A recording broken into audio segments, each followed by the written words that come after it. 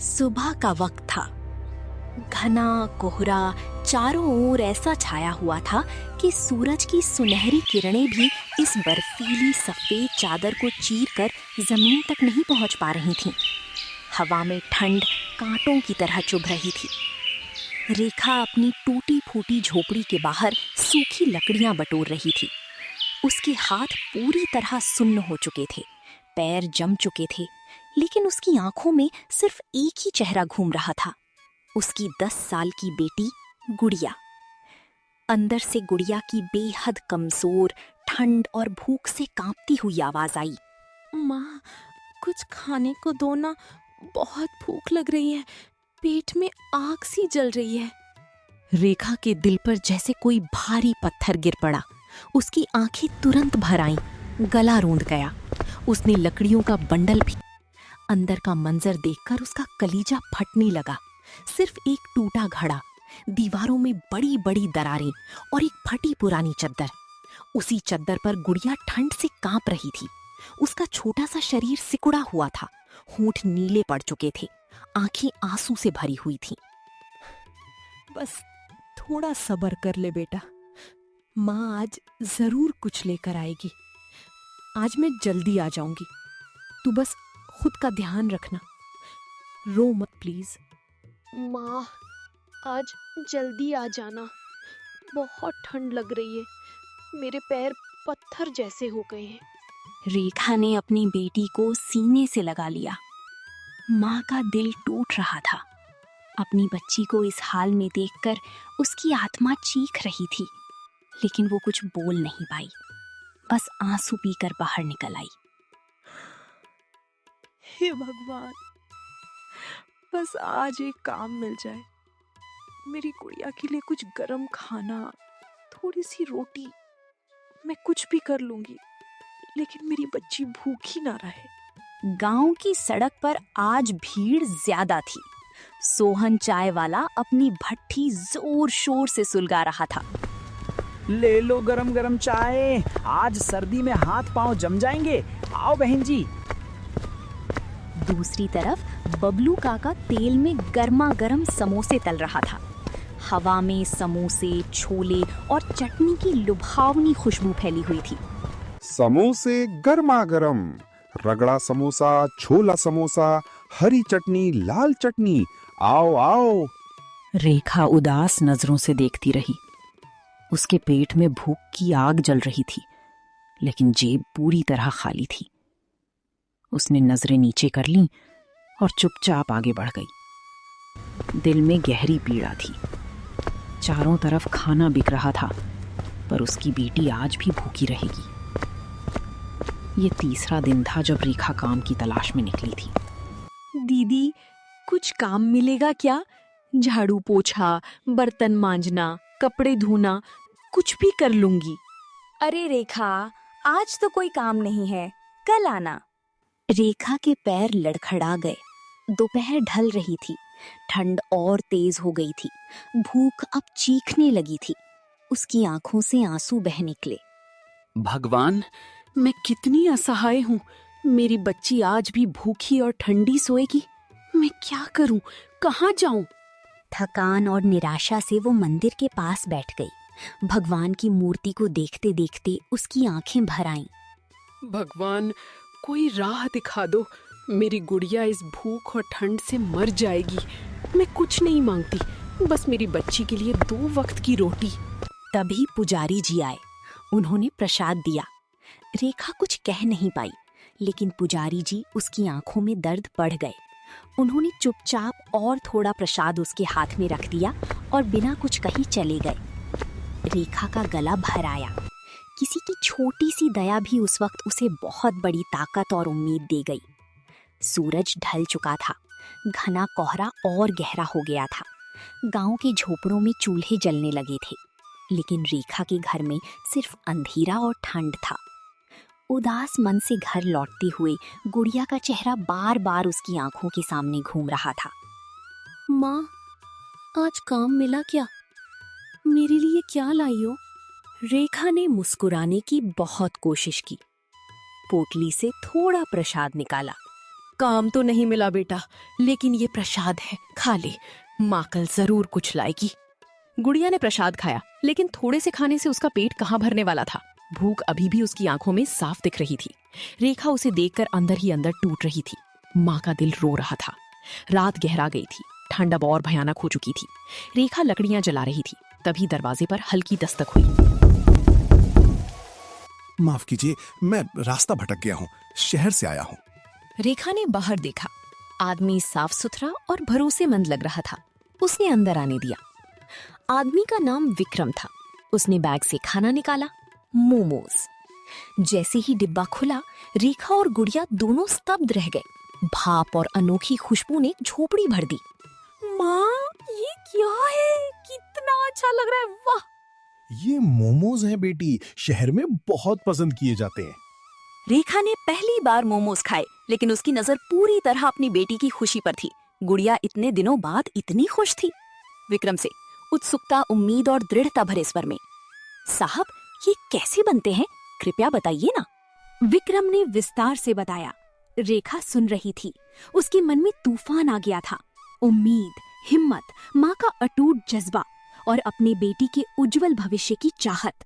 रेखा मन ही मन, आंखों में आंसू और चेहरे पर नई रोशनी के साथ, अगर शहर में ये इतने बिकते हैं तो क्यों ना मैं भी बनाऊं, अपनी गुड़िया के लिए, अपने सपनों के लिए।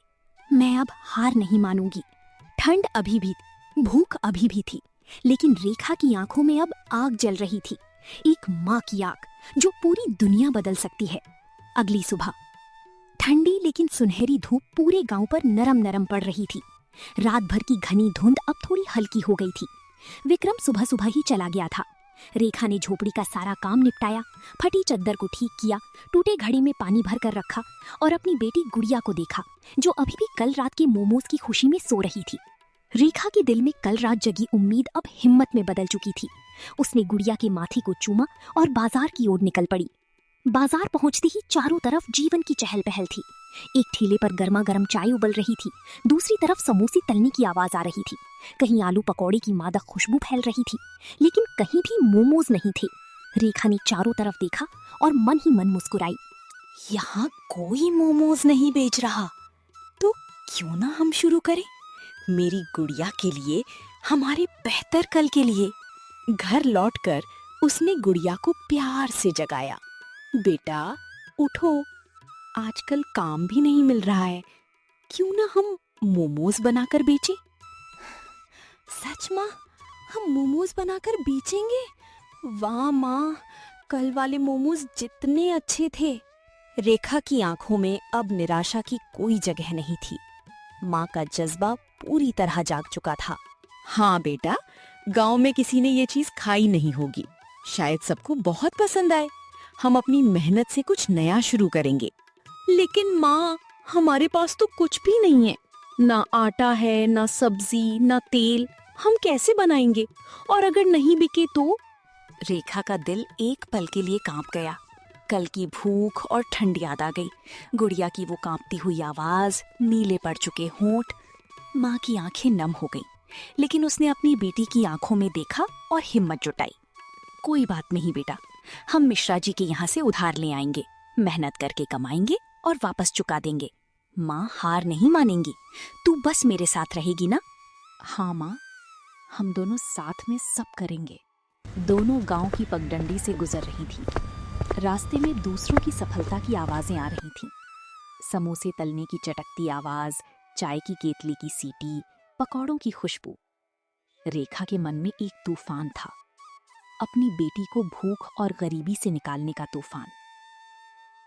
मिश्रा जी की दुकान पर पहुंचकर रेखा ने गहरी सांस ली और हिम्मत जुटाई।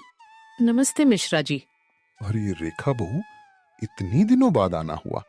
सब ठीक तो है ना घर में? गुड़िया कैसी है? जी, घर में आटा, सब्जी और तेल सब खत्म हो गया है। आज थोड़ा उधार मिल जाए तो 2-4 दिन में मेहनत करके लौटा दूंगी। अरे हाँ बहू, बिल्कुल ले जाओ, आराम से लौटा देना, कोई जल्दी नहीं है। मिश्रा जी ने आटा, ताज़ी सब्जियां और तेल दिया। फिर चुपके से थैले में थोड़ी और चीजें, थोड़ी मसाले, थोड़ी हरी मिर्च डाल दी, बिना रेखा को बताए। रेखा की आंखें नम हो गईं। किसी की छोटी सी दया आज उसे बहुत बड़ी ताकत दे रही थी। बहुत बहुत धन्यवाद मिश्रा जी, आपने आज बहुत बड़ा सहारा दिया। घर पहुंचते ही गुड़िया उछल पड़ी। माँ चलो अब मोमोज बनाते हैं, मैं आटा गूंथती हूँ। हाँ बेटी, आज हमारी नई शुरुआत है। आज से हम अपनी किस्मत खुद लिखेंगे। दोनों ने चूल्हा जलाया, आटा गूंथा गया, गोभी बारीक काटी गई, मसाले डाले गए। जैसे ही मोमोज भाप में पकने लगे, उनकी अनोखी खुशबू पूरी झोपड़ी में फैल गई। खुशी से नाचते हुए, माँ वाह कितनी अच्छी खुशबू है, पूरे गांव में फैल जाएगी, लोग जरूर आएंगे। बस बेटी, भगवान साथ दे दे तो हमारी जिंदगी बदल सकती है। मैंने तेरे लिए इतना दर्द देखा है, अब बस खुशियां ही खुशियां होंगी। रेखा ने पुरानी टोकरी साफ की, गुड़िया ने चटनी की छोटी कटोरी संभाल ली। दोनों नई उम्मीद और हिम्मत लेकर घर से निकली। भैया जी, गरम गरम मोमोज लोगे? ताजा बनाए हैं, सिर्फ 5 रुपए प्लेट। सामने बैठे लोग हंस पड़े। ये मोमोज क्या चीज है बहन? हमारे गांव में कौन खाएगा ये शहर वाली चीज? जा जा, समोसे ही अच्छे हैं। रेखा की मुस्कान फीकी पड़ गई। गुड़िया का छोटा चेहरा उदास हो गया। माँ बेटी दोनों का दिल टूटने लगा। रेखा को कल की भूख याद आ गई, लेकिन उसने हार नहीं मानी।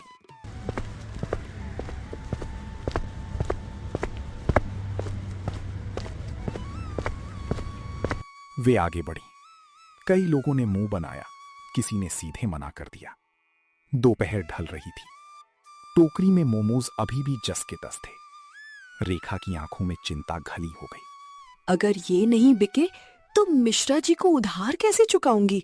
मेरी गुड़िया फिर भूखी रहेगी, क्या मैं फिर असफल हो जाऊंगी? तभी स्कूल से लौटते 3-4 बच्चे दिखे। रेखा ने हिम्मत करके उनके पास गई। बेटा, गरम गरम मोमोज लोगे? नया है, बहुत स्वादिष्ट है, सिर्फ 5 रुपए प्लेट। बच्चे उत्सुक हो गए। अरे ये तो कुछ नया है, हम लेंगे। रेखा ने पहली बार गर्व से टोकरी खोली। गर्म भाप निकली। गुड़िया ने चटनी लगाई, बच्चों ने खाया और उनकी आंखें चमक उठीं। बहुत अच्छे हैं आंटी, 1 प्लेट और देना, चटनी ज्यादा। रेखा की आंखें खुशी से भर आईं। पहली बार उसके हाथ में 20 रुपए आए। गुड़िया खुशी से उछल पड़ी। माँ, सबको हमारे मोमोज पसंद आए, देखा ना? हाँ बेटा, मैंने कहा था ना, मेहनत कभी बेकार नहीं जाती। भगवान ने हमारी सुन ली।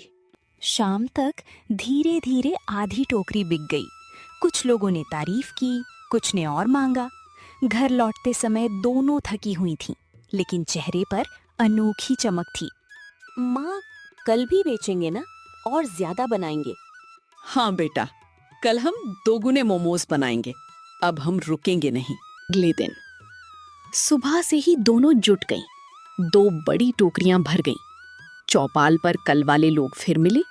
गुड़िया ने माँ को हिम्मत दी। भैया जी, आज फिर लेकर आई हूँ, एक बार चक्कर तो देखिए। एक आदमी ने शर्माते हुए चखा।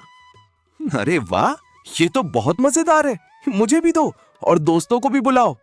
जो लोग कल हंस रहे थे, आज भीड़ लगाकर खड़े हो गए। स्कूल के पास बच्चों की लंबी लाइन लग गई। आज 2 प्लेट लूंगा आंटी, चटनी ज्यादा देना। दोनों टोकरी पूरी बिक गईं। रेखा के हाथ में 300 रुपए आए। ये पैसा हमारे लिए सोने से भी कीमती है बेटा। हमारी मेहनत रंग ला रही है। धीरे रेखा और गुड़िया के मोमोज पूरे गांव की पहचान बन गए। लोग दूर दूर से आते। रेखा ने पनीर मोमोज और तंदूरी मोमोज भी शुरू किए। माँ, अब टोकरी में जगह नहीं बच रही, तो हम ठेला लगा लेंगे बेटा। अब हम पीछे नहीं हटेंगे। अगले दिन चौक पर रेखा का ठेला लग गया। लोगों की लाइन लगी। शाम तक सब बिक गए। उस रात रेखा ने गुड़िया को अच्छा खाना, मिठाई खिलाई। माँ, अब हम रोज अच्छा खाना खाएंगे ना, और ठंड में भी कांपना नहीं पड़ेगा। हाँ बेटा, अब भूखे नहीं सोना पड़ेगा। तेरी माँ लड़ रही है तेरे लिए। समय के साथ रेखा ने मेहनत से नया घर लिया। गांव में मिसाल बन गई कि एक माँ की हिम्मत और मेहनत से कुछ भी असंभव नहीं होता। रेखा और गुड़िया अब हर शाम ठेला लगाती और गांव में मोमोज की खुशबू के साथ उम्मीद, सफलता और सपनों की खुशबू फैलती रहती।